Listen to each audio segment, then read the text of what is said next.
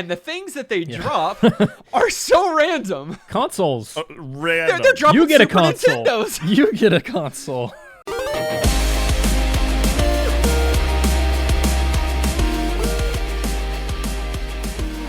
Welcome to New Game Plus. This is a retro gaming podcast where three guys spend 7 days playing one old game and then we talk about it. My name's Dustin. My name is Kenny. Nolan. And this is episode 426. And the question of the week, what is the first game that made you buy a console? That's easy. It's between two things, but I'm going to go with this one because it's a... It's not easy. Yeah. No, listen. It was a commercial. I'm choosing this one because I saw the commercial and I was like, my eyes were as wide as possible and I was like, I have to have that. It was a Game Boy Color to play Oracle of Ages and Oracle of Seasons, the Zelda games. Oh, really? Yeah. Not even one of the Interesting. Pokemons. No. I feel like I got my brother's OG Game Boy passed down to me, but then I saw Link climbing this vine to get up to a cave, and there was the game inside the cave or something, and I was like, that has to be mine, and I got one. Ooh, good answer. Little handheld console. Kenny? Xbox 360 to play Halo 2. Oh, Good really? answer.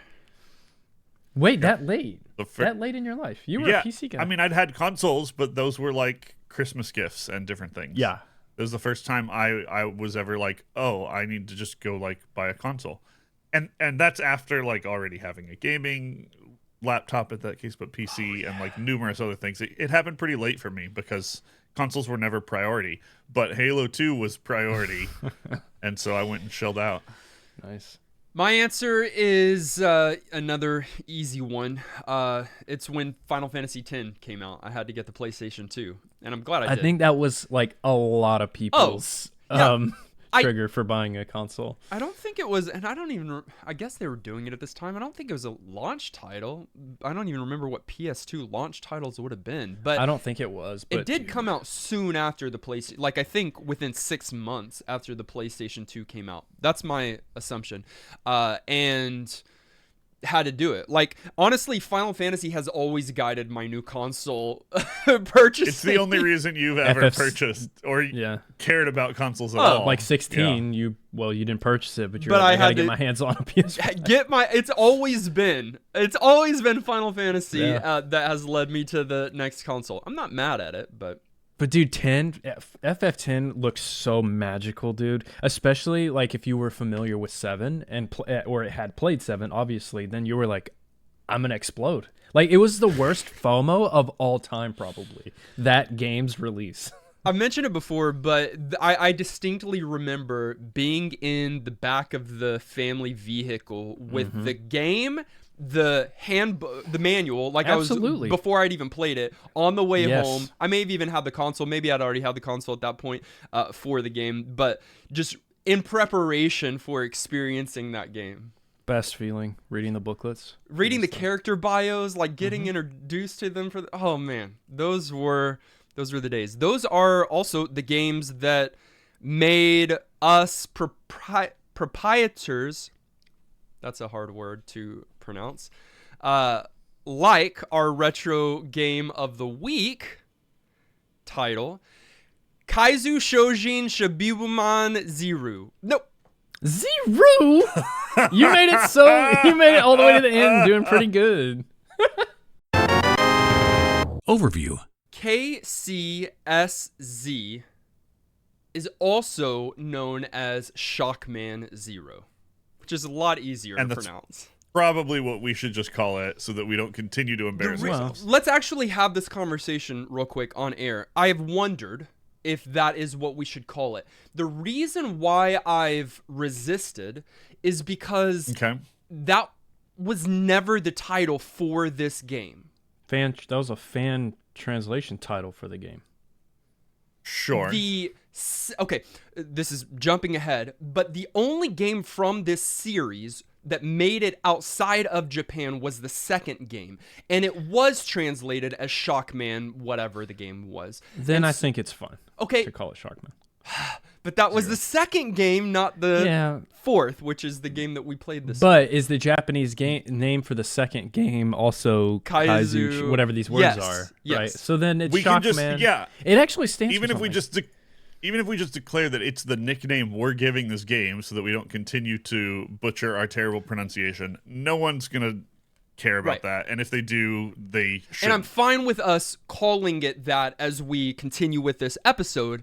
But what do we title it? As long as it's clear But what game we're talking but about. But what do we title it? That is the question.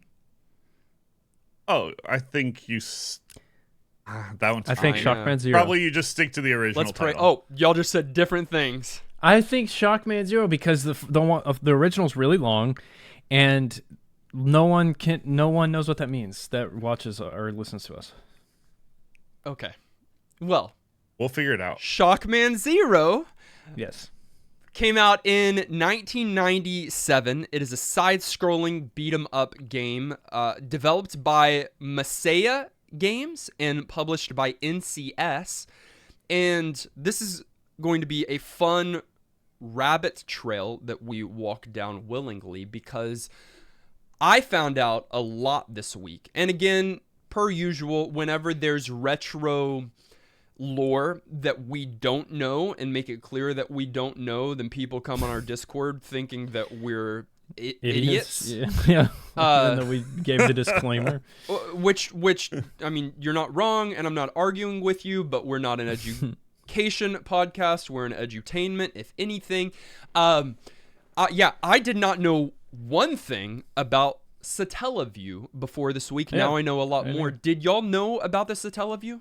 No, I had never heard that name Right. ever. And so I did a deep dive this week and loved what I discovered about Really? the Satellaview.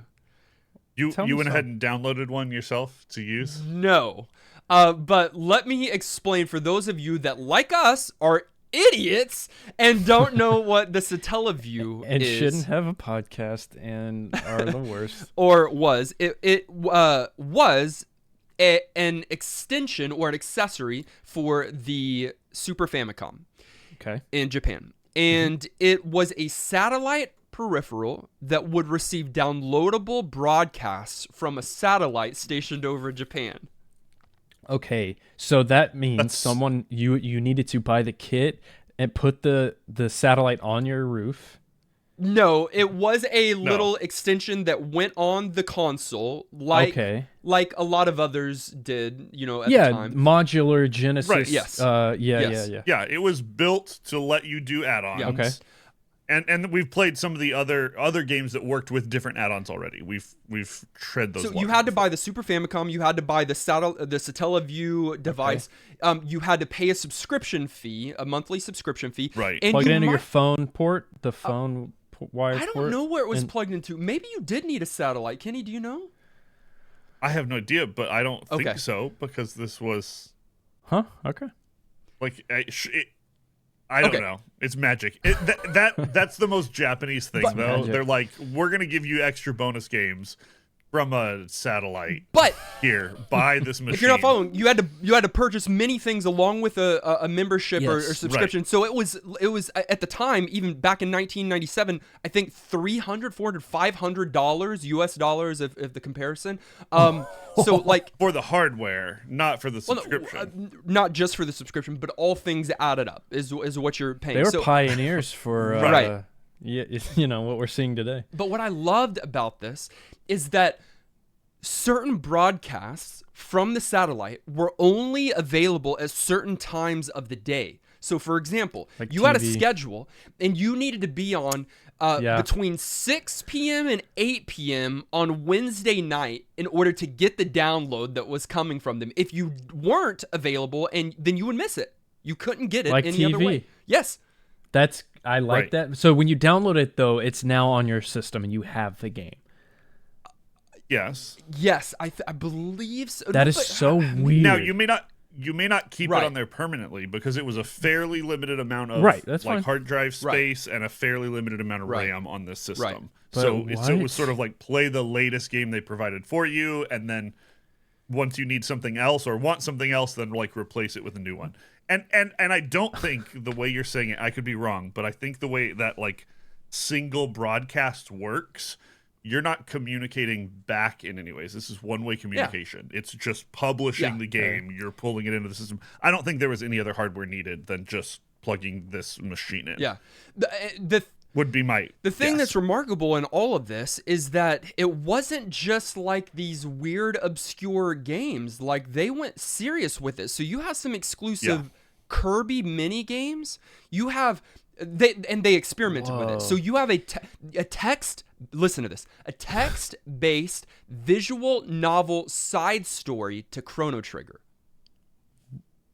Oh wow, that's niche. That you is- had to be online at a certain time. At a certain to get time to get the download. So okay, this is game preservation nightmare. Oh. That's what you're telling me. This That's- is Yes, so the game that we're talking about today is lost to history. Well, there's one little tweak there for this game in particular, but there are a but number. the OG. Asterisk. Right. There are a Way to play number it, of yeah. games. And Nolan, listen to me. There are Mario and Zelda exclusives that were only available here that have not been reproduced in any other way, so they are gone. Developed by whom? Developed, I don't know by the exact people, but like Might have been Nintendo. Yes, I mean, wonderful for the time and a really creative idea, but preservation, no.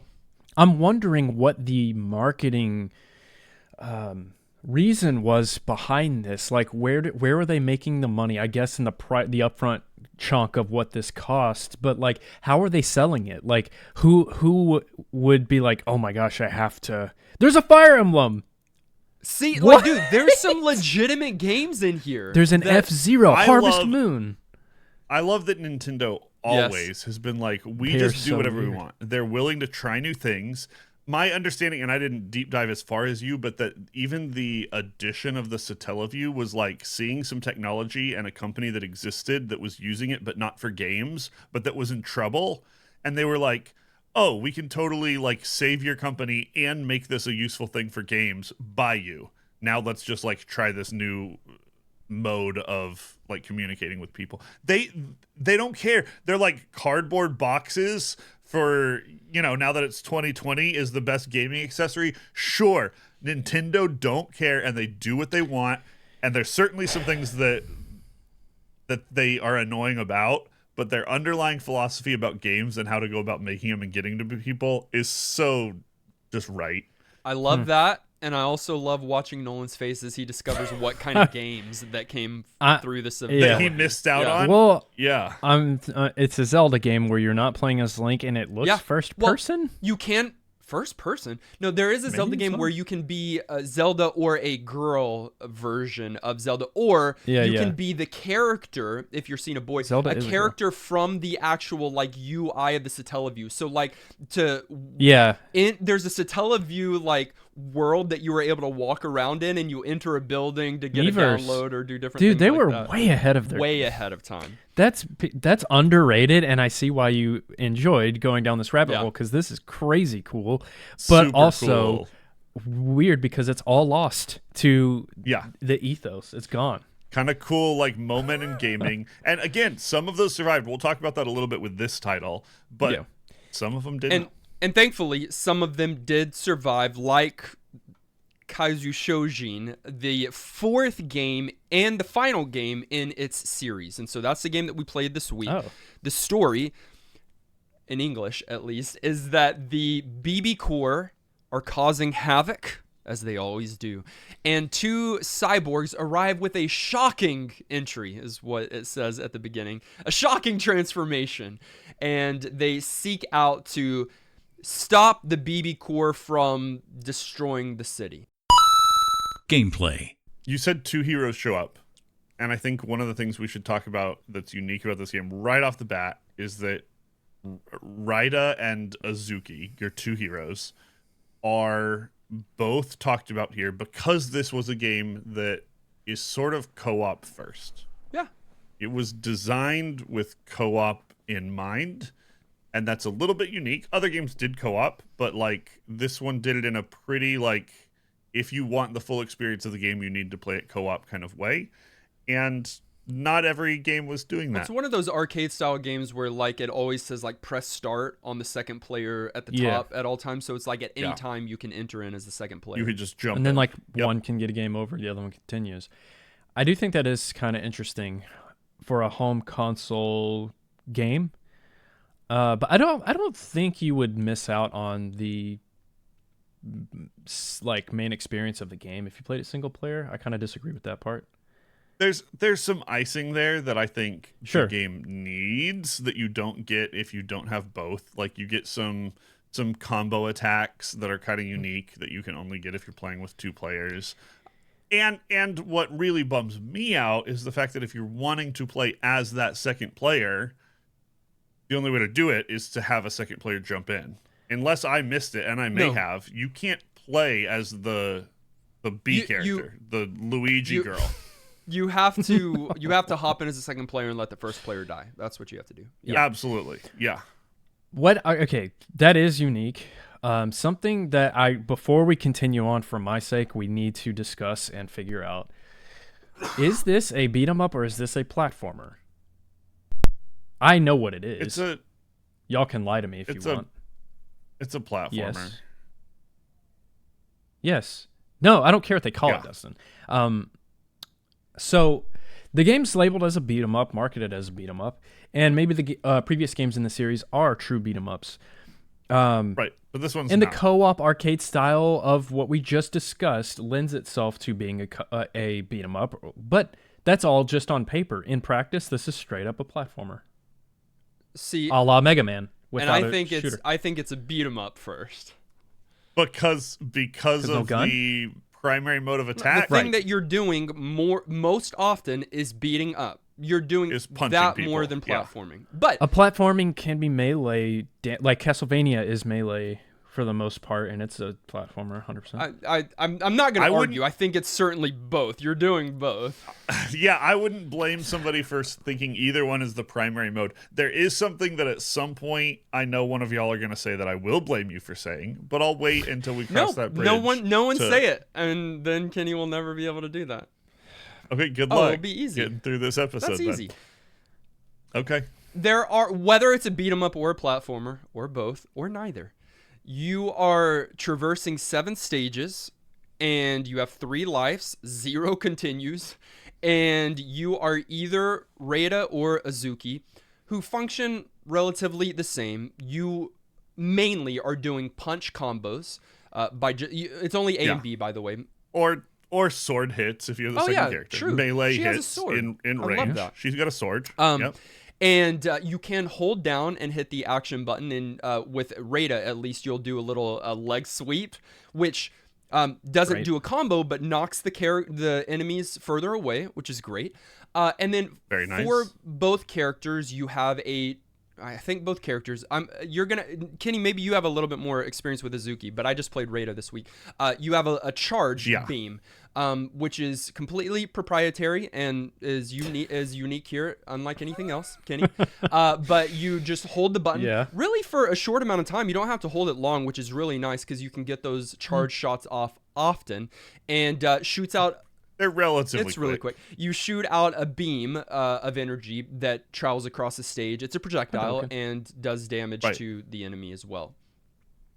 Since this is the only game that uses that mechanic, it's worth pointing out that every game that uses this mechanic, you charge up and you use it, but you can't move once it's charged. Which is same with this. Which is this one. Locks you in place. Which is this is the game that we're talking about. We're not comparing it to anything else. There'd be apparently.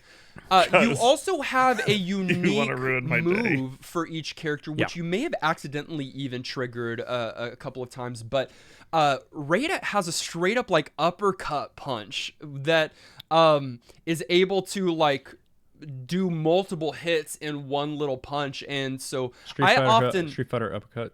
It's I think it's the same like it's like I think it's even the same button inputs. Yeah, I don't know if it's quarter circle or if it's like forward, down, forward. It's like whatever. fighting game inputs, it's overtly though, which I appreciate. Though, I love that. a fighting game. I think that's cool.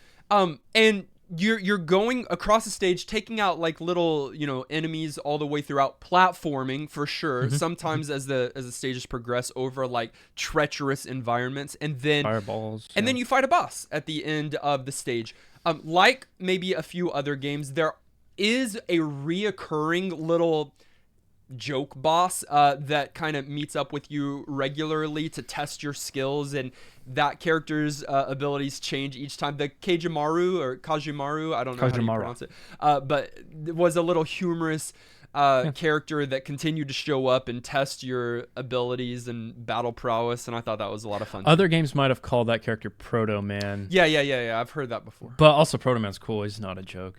But yeah, so with the combat of this game, I will give it to whoever wants to call it a beat 'em up. The pacing here of enemy placement is not the same as other games that are mainly platforming, which are perilous placement of enemies. Right. This is much more, we're on the ground, let's fist fight. Good kind call. of fighting. And I do appreciate that here. It makes the platforming side of this game extremely entry level, which is great for players that don't do well in like other game type of platforming. And I actually liked that. I thought it was a cool take on platforming through a stage, and it felt pretty good. The sweep kick felt really good. I like the fighting game aspects, the beat 'em up aspects of some of these inputs and some of your moves, but they were also kind enough to give you an air attack as well. Like as you're platforming, that's so vital. If you didn't have that, it would feel like trash. So yeah, I think the enemy placement is pretty generous here. Lets you really fight them. It does make the game easier. The fact that it's not sort of aggressive in how it's throwing enemies at you, or even some of the types of enemies. This is not a super hard game. It's not easy, but you can sit down and learn to beat this game. The fact that it doesn't have a password system or a continue system is not out of place for the difficulty of the game.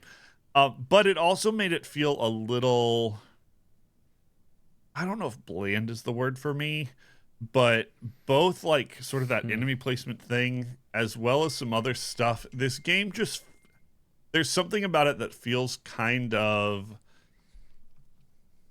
not derivative, but kind of just like uninspired. How about just Why don't you It's want to just commit sort to of vanilla. derivative? Why don't you want to commit to derivative? Because I don't think it's derivative at all. Yes, you do. I think Yes, you do. I don't. I think it does steal some things. We should rip off this Band-Aid and just actually have that conversation. No, because But it's a Dustin different didn't game. want to, and I'm not going to spoil it. It's a different game. It is a different game. I'm going to. It's a say. completely different game, which is the point I'm trying to make. It's not a rip-off. Nolan, I want to go to the thing that you kind of started this conversation with. Like, other games are much more platforming centric and do so in punishing, mean ways. Some games I played have like these Challenging. these disappearing and reappearing blocks that are Yes. one example over spikes that are. Are we afraid Capcom's going to sue us or something? Why are we doing this? Cap? It's Cap Dustin's shtick, and I'm trying to have solidarity what? with him. So no, but they're like, it's platforming and it's meant to be grueling. This is platforming light, and a little bit more battle heavy. Both, I agree. Kenny, I'm glad you didn't use derivative. I wouldn't use that either. You said bland. I think that might be a little bit aggressive. I would say basic. I think it is relatively straightforward. That's fair. It is relatively easy.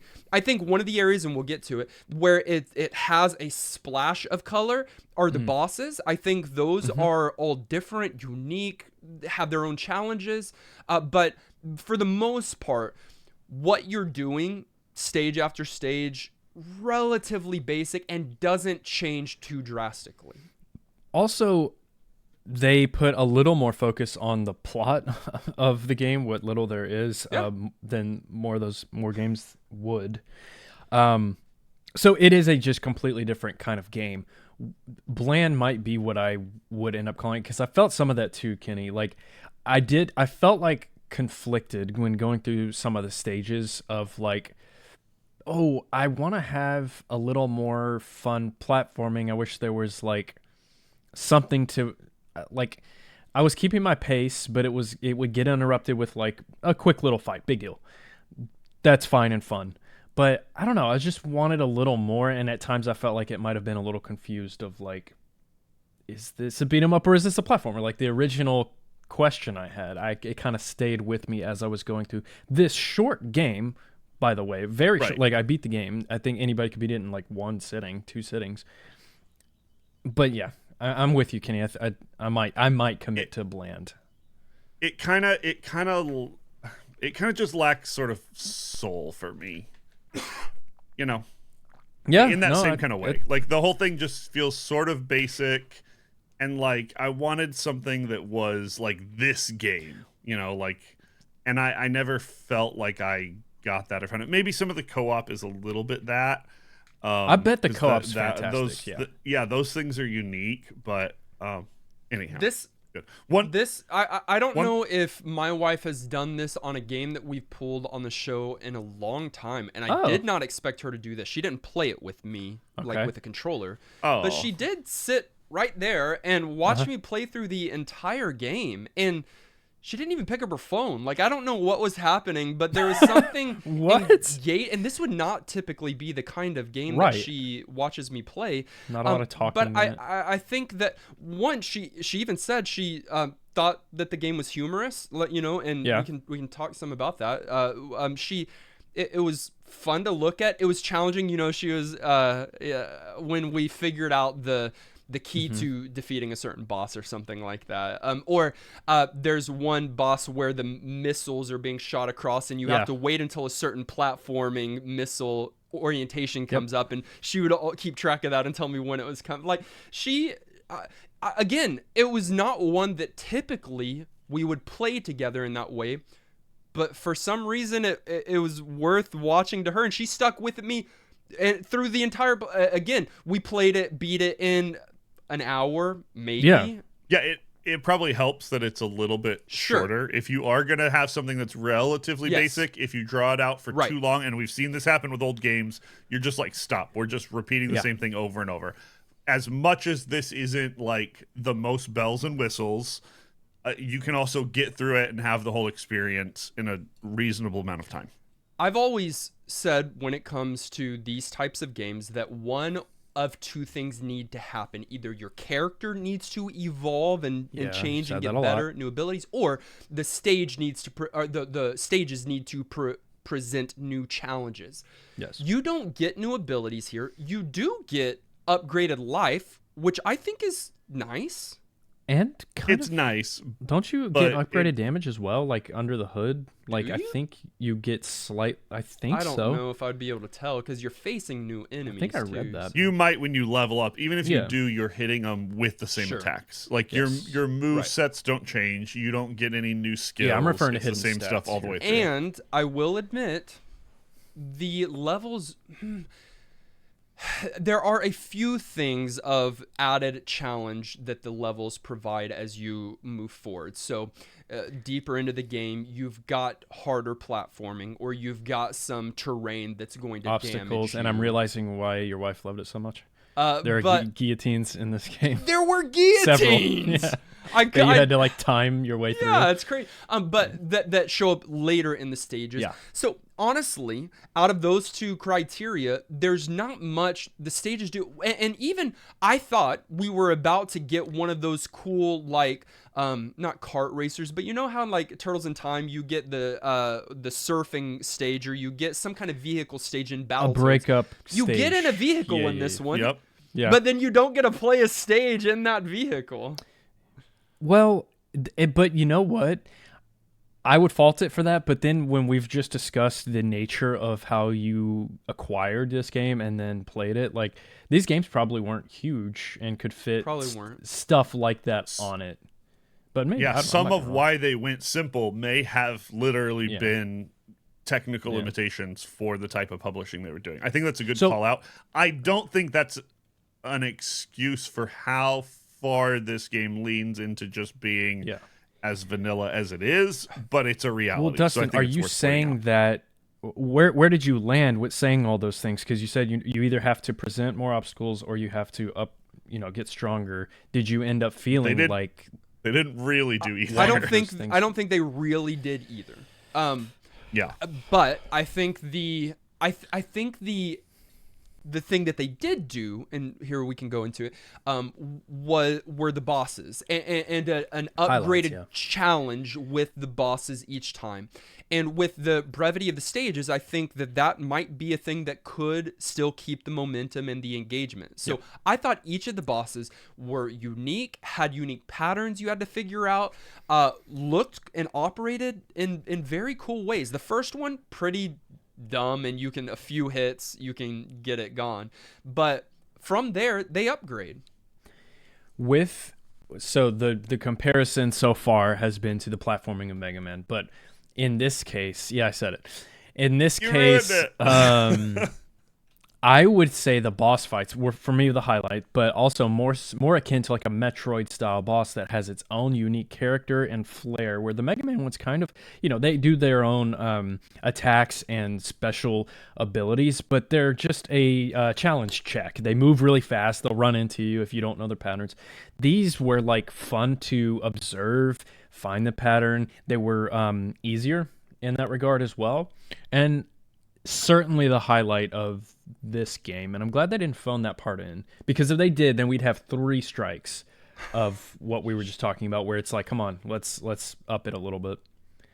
I'm not going to fully soapbox, and I'll keep it short, mostly for Dustin, because he wanted to avoid this entire conversation, and I can respect that. But Nolan said the 2 words. I assumed we were going to draw lots of comparisons here, and let me be very clear, I do not think this is a Mega Man title. The things that are the most Mega Man about Mega Man are nowhere to be seen here. The upgrade system, the boss interactions, boss rushing, level choices, password systems, I could go on. Not a Mega Man game. There is some inspiration, but I feel like that's fine. Games at this time and Japanese style games, and like cyborgs aren't a Mega Man specific thing at all. The character kind of looks like it, and that's really as far as it goes. And they did it intentionally. So he's a bluish cyborg. There's a crazy doctor. The bad guy is another crazy doctor. Like, there's some clear plays on it, but it's not like it's trying to knock the game off. No, they do something different. I agree. But it is but they do nod to and I think that's completely fine. Lots of inspiration, lots of but we didn't say, and there's not too much of a reason to mention it, but I thought it was funny. This is one of those games where you're kind of trying to get points, and so each enemy that you kill drops something. And the things that they drop are so random. Consoles. Random. They're dropping you get Super a console. Nintendos. You get a console. And then a butterfly. And then a butterfly. So they've got normal things like jewel and coins, but then they've got a photo of the Loch Ness Monster, I think, is one of the things that they're dropping. A Super Nintendo, a TV. That to me feels very PC game. Like early era PC titles, you sometimes had those nonsensical, way off the rails. I like just that. like point items. It feels like almost like Jazz Jackrabbit era, like early, good call, like shareware PC. And this series does have its roots in a PC space, at least a little bit. This is the first one that's on console. Yeah. They were on, like the PC engine. Initially, right. as the earlier titles in this game. That's how they were released. I think that's so fun and much more interesting than food, or fruit. Sure, that it's fun. Every game did. Super Nintendo. Loch Ness Monster pictures, just like Easter eggs for the devs, and I appreciated that for sure. And the point thing, there's a lot of arcade-ness about this game. And we come across console games sometimes. I feel like recently we came across one. Maybe it was originally on the arcade, but this had a big arcade feel, but didn't have the punishing factor of an arcade game, if that makes sense. Oh, if it was the true punishing arcade game, you'd have you one wouldn't health. have had a life bar. Yeah. You would have One hit. You would have just one hit, you're dead, one hit died, all of that kind of stuff. I know we're already off it, but was there a stage or boss that stood out to you as most enjoyable? I like the clown boss. I do enjoy the missile falling That's part, my favorite. And you had yeah, to jump it on was the bubbles fantastic. that were rising to be able Yes, to hit him. and it had words That on was- them, and then he had the spinning rockets Yeah. that you had to jump and punch. I thought that was such an It's my favorite engaging too. boss because there's a lot to dodge, but it's fair, and it's just it looks cool. It's a good boss. The first boss I enjoyed, and it may have just been the first boss after that first joke boss. I don't know. It was pretty early. Was the water The one octopus? with the little crack? Yeah, and he comes in and peeks then up. shoots up the heads Yeah. that shoot as Yeah. well. And then when you kill them, they become spikes. They're all vastly like different. even that was a pretty fun boss. But that was the first one that I was like, oh, okay, this game might actually like do bosses well. Even the little mini boss, the Proto Man one, whoever it is. The cool dude, like wasn't purple hair. that fun? Like it was a little bit of a challenge, and you're like, okay, I'm probably gonna see you again because of the story beats there. But that was the first one that I was like, oh, this game might actually have something to offer here. Was that boss fight? Aged. Game subscription services are kind of whack, but back then they're kind of less whack, I think. But it would all come down to the price, because I've always had this. I'm not some like, oh, you must own physical kind of guy at all. Especially in 2024, most of my games are digital through Steam or on just downloaded on the PlayStation now. So we're in that world.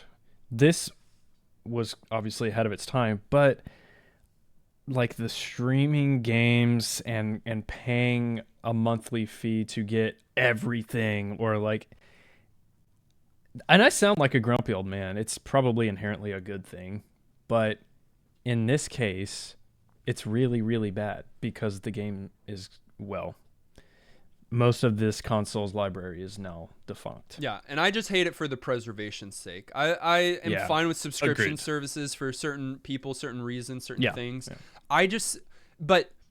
And we don't, it's a larger conversation of game preservation in the first place. Like, it's not just subscription services that have caused game preservation to suck. Right. That's a whole Yeah. conversation. I don't know that we want to get too into the weeds, but I'm with you. There's nothing wrong with being that gamer that purchases Game Pass and then that's just how you game. Like, that's fine. But there's then that also service goes something- down and you lose Right. access. There's also something to be said for physical Two media games you and paid for purchasing a game and owning it Yeah. and being able to play it. And so like it's a whole can of worms. I don't think we need to get there. I agree. It's a huge bummer that this whole library of old games meant that there were a bunch of games that just aren't anymore. That really is, it's kind of heartbreaking. And I would love if someone like found an old version of one of these somewhere where they downloaded a game no one thought existed anymore and was still sitting on there. Like, those are the kind of headlines in retro gaming that Oh, get me that'd be so hyped amazing. because it's Surely so cool. these games are on ROMs, right? Like, Some. are there some truly Some of them. gone? Yes. Some of them, but not all of Wow. them. Yeah, some of them are, and maybe the developer has a copy, but like they Yeah. haven't released it. Yeah. You know, like they may not be gone, but sometimes that stuff doesn't get kept. Yeah. You know, by the people that made the game either. This one though is an exception because years later somebody bought the rights to the game and then did release a physical retro cart. For So the they- Super Famicom. Yeah, for the Famicom. So you could buy a later released sort of retro version of this game in a hard physical sense to throw in your Famicom and so play. They didn't release many of That's them. that is the ROM that you're getting access to today. The 2017 Yes. re-release of the game. Yeah. And that's why this one was able to be preserved, because some company was like, this is worth reproducing. Right. So People will pay to get to play this again, and we have it. You know, it still existed, so it could be So done. listeners, understand that you shouldn't add a lot of Stella. What is it called? Stellaview? Stellaview games, unless you know it's in existence that we can get our hands on. Because, yeah, okay. Not Stellaview, Satellaview. Because Satellaview. That's why I was Yeah. thinking Salmonella. Stellar Stare. What is that? I am glad that that retro game company, maybe that retro game company or some should just do that with all of these defunct games, because I don't know. It'd be cool Maybe if not they all of could them. Sure, get if they them, can get them, you know? Right. Yeah, and this one they released it on Amazon, so like you could purchase them on Amazon. They were all bought up, obviously, but you can now get copies from people that bought them or bought them from people that bought them. Interesting. And they're not too bad. We'll get to the pricing here shortly. Before we do, I want to talk about the 2-player mode. We talked about it briefly, but that does seem like a cooler way to play. I wanted to play it with y'all this week. We probably could have figured out a way to do 2 players at least. One of the things that I don't love about it, well, one, the thing that we always mention, 2-player couch co-op, more difficult to do today, especially on a game that was for the Super Famicom, that was actually for the Satellaview, that was actually a downloadable thing from Nintendo. Absolutely. It's layers, dude. In 2-player, you share the 3 lives. Yeah. I was gonna say, part of me wants to say this one will pull out for couch co-op while we're all together and play because it's so interesting. Co-op. But then I realize I know I have a fat tongue. I'm not the only one. But then I realize you do the shared life thing, and it becomes way less appealing. We might want to because y'all would get mad at me. Also, someone in the community said this week that you can't run through each other, so like you have to hop over or something like that. We need a phasing flask. But that's you interesting. do have a charge shot. Kenny, you referenced it earlier, but one person is able to charge their shot, shoot it into the other person, which then has an added extra boost on their shot. Yeah. That's pretty sweet.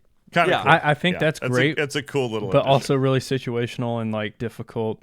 It's cool that it's there, but Kenny, you said earlier that you think a co-op is maybe the like core way to play, and maybe it is. It's hard for me to say having not played it, but this game seems like it would be so fun co-op because I don't know, because it's not a traditional platformer. Beat 'em ups are fun to do. Beat 'em ups are fun together. That's what it is, and the combat would be fun. I wonder if they tweak the enemy count or difficulty or health on anything if you have 2 versus 1 player.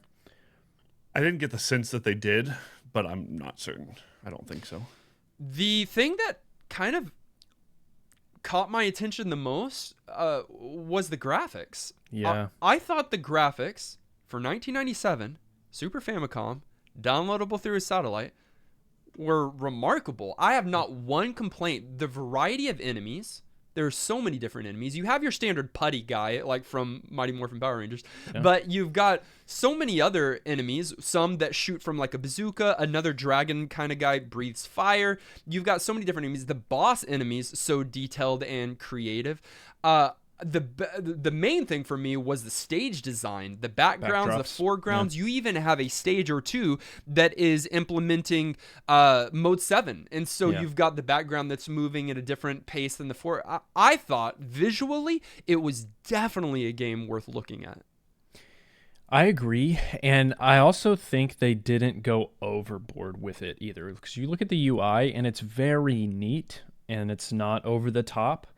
The focus was clearly on the sprite work, and the sprites are great. That octopus boss, Kenny, that you were talking about, has one of the best. It's so good. Has like the eyes going on. So I agree, and it makes me wonder if those. It's a shorter game again, so I really would love to know what they did. If it was like, hey, this game's short, we can pack a lot of like really high quality visuals into it, and then package it and send it as a download, versus like, oh, this cart has limited space on it. You know, we have to cut corners. I don't know that I was quite as impressed as you guys. It did look good. Really? I felt like there were, and again, this is not a bad thing, but I felt like there were a decent amount of like reused assets. Agreed, the sprite works on point. Some of the enemies that need, especially the bosses, to look good or unique really did. For me, this one was just like a very solid B+, maybe A-. Like they did well, but I never felt blown away. See, Maybe it's because of like the art direction. Maybe it was just because the whole thing felt sort of simple and derivative. It's clean. It looks good. It's well executed. I'm not trying to argue with that. I just never felt like, oh man, that was like crazy. I just sort of felt like another Super Nintendo game for me, though a well done. I think one. it's the best looking game on the Satellaview, and you can't prove me wrong. Only data point, but true. It is the best looking Satellaview game we've played on the podcast. I will agree with you there. I mean, I'll also say it. I think the music is another area where they were inspired by another game and franchise that don't do it as well, because that gaming franchise does the music the absolute best on the console. I think that's important to point out. And there were one or two tracks that actually kind of bugged me. Tried to do like unique things, but that were really like I thought the music was didn't great. work. The music was pretty great. I'm not gonna lie. Yeah. Different enough, yes. but like in the same style and down the same path as that other game. One track I personally didn't like doesn't mean the music wasn't well done. It was very derivative, which is kind of a bummer, but that's not a big deal. If the music's good, I like it. I'm not going to be mad at them. I'm not being like they copied. Right. You know, it's pretty, like the graphics and visuals are both on point, and the controls are on point. Like it's a well-made little game for sure. Right. This isn't one that you're like muting or turning off or like upset about the music. It has its place, and it sounds good enough. We have mentioned, but there are 3 other games in the series, 4 games total. This is the 4th and final. Only the 2nd made it to the States in 1992 for the TurboGrafx PC engine. And that's where we get Shockman, the name Shockman from, because that's what it was brought over as. This one never made it outside of Japan, was reproduced, as we already said, and was still in Japanese. However, there is a fan translation. You don't need it, I don't think, to enjoy, although I do think it adds to. I do think that the humor here is quite fun.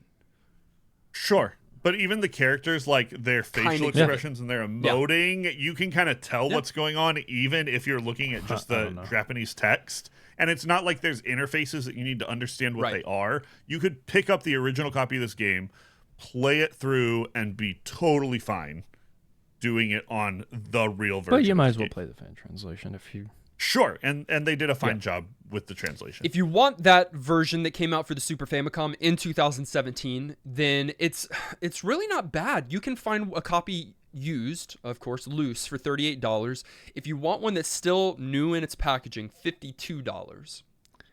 Well, that's not bad at all. Wait, I just thought of something. What'd you think? Did this qualify for the 15 years old or older? Because this is a 2017 game that we played. We did not play the Satellaview version. It came out in 1997. It's the same. I don't know. What Demon's Souls game did you play that week? Yo, mama. Yeah, exactly.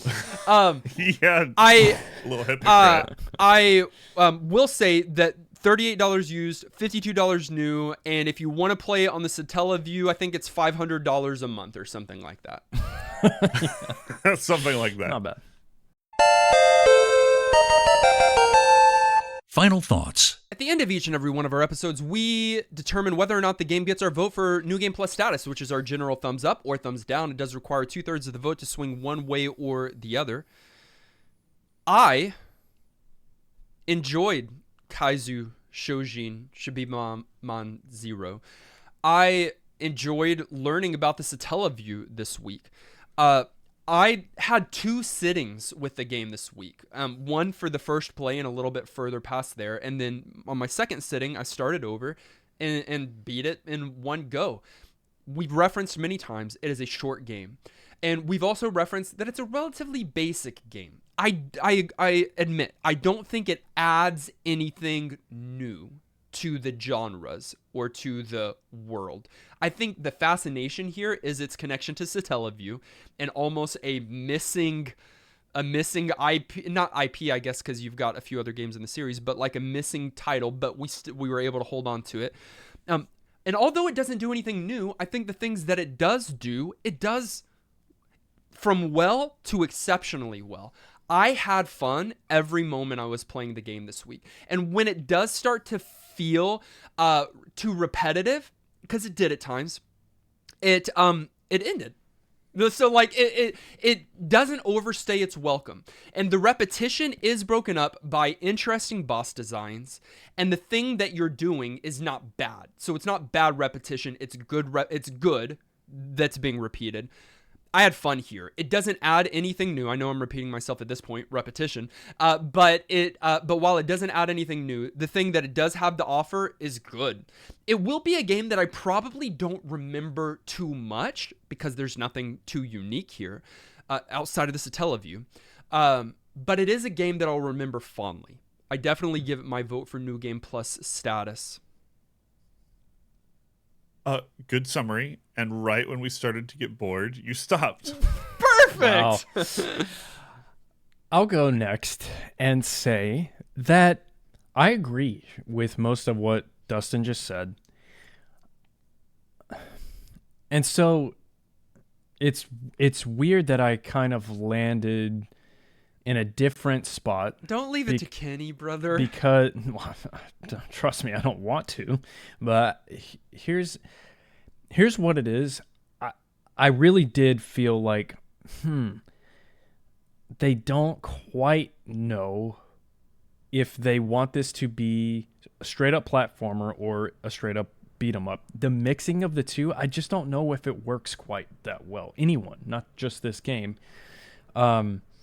And you can do a melee platformer that has a greater challenge. So the fact that I didn't feel super challenged this week is maybe why I got a little bored. Like you said, it ends before it overstays its welcome, and that's great. I really would have had an issue with it if it kept doing the same and didn't change a lot, but I just don't think the bosses, even though I had fun with most of the bosses, were enough to carry it for me to the point where I'm like, oh yeah, this is great. I think it's fine. I think it's fun to talk about. It's a really fun game to talk about, actually. I don't give a New Game Plus though. All right, Kenny, it's in your hands. I 100% respect both of y'all's opinions and think you had good reasons for saying Thank them. you. You're gonna land in a third. I'm gonna land in a third opinion. I'm gonna give it New Game. The plasma state of opinions. No, I think this one deserves it, but I'm going to caveat there because Nolan's not wrong.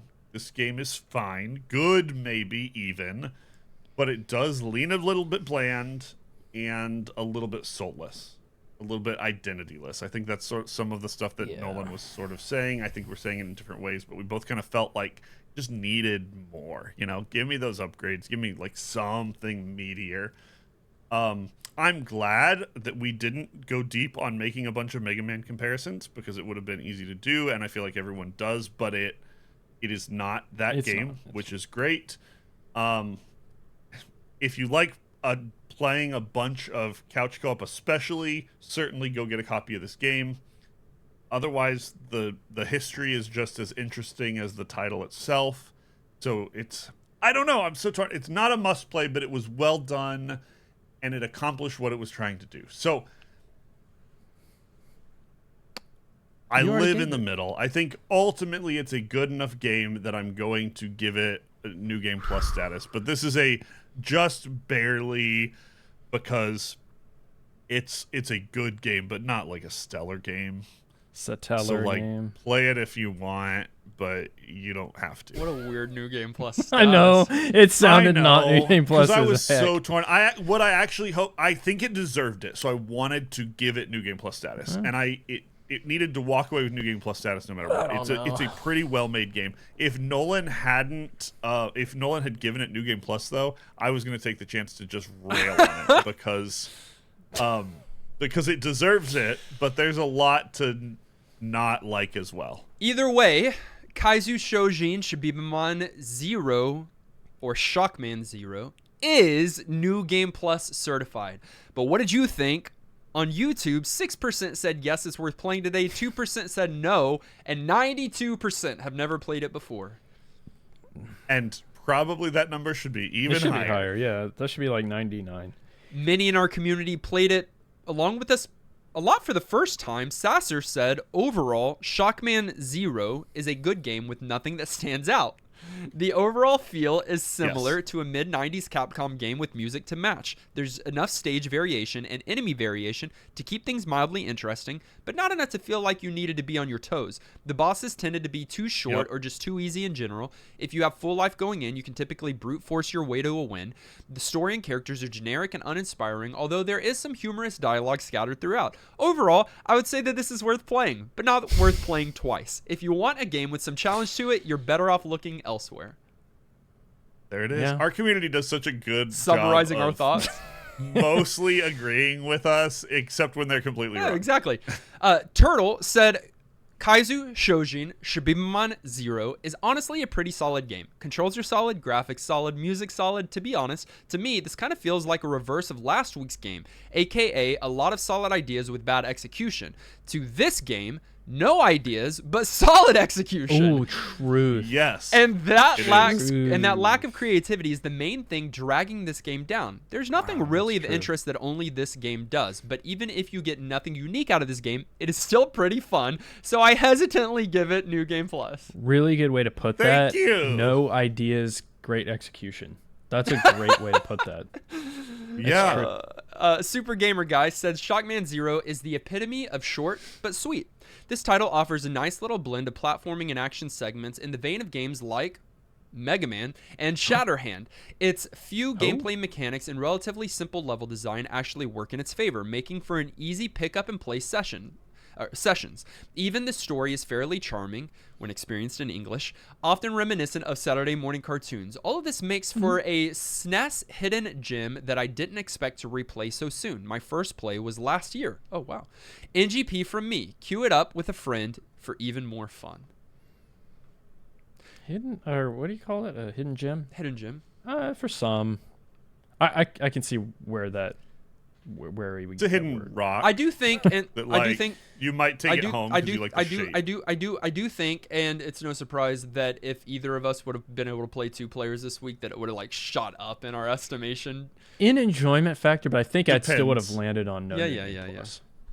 If y'all had played together, maybe if y'all had to play and put up with me, Taking all of I'd our be lives. even angrier. I'd have just ruined And then it. finally, Lieutenant Pat X, who I believe submitted this game however long ago, said, I'm always a bit worried if people will like the games I've submitted, but in the case of KCSZ, the chances are moderate to high that at least some of the community will enjoy it. Growing up, I remember flipping through gaming magazines, ogling or oogling? Oogling. Kenny? I've heard it both ways. Ogling. No.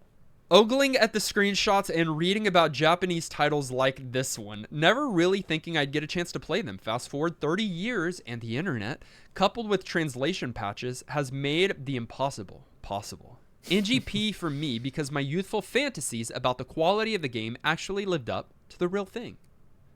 Yeah, that is interesting. And this is a tame one for Pat X to have submitted, I'll admit that. Oh, yeah, I know. Some real basic fantasies, but we'll give it to you. Setting aside Shockman Zero, we are randomly selecting the next game that we're playing for the next 7 days. Any genre, any console, 15 years old or older at first release. It can even come from something that must be downloaded from a satellite over Japan. Randomizing now.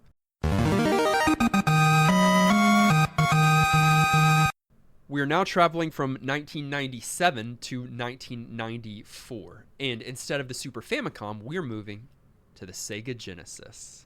Hey, that's nice. Okay, And okay. somewhat rare for our podcast. I would say it's been a while. Relatively. This is Been a an minute. action-adventure game developed by Ancient and published by Sega. I'm there. I like that genre.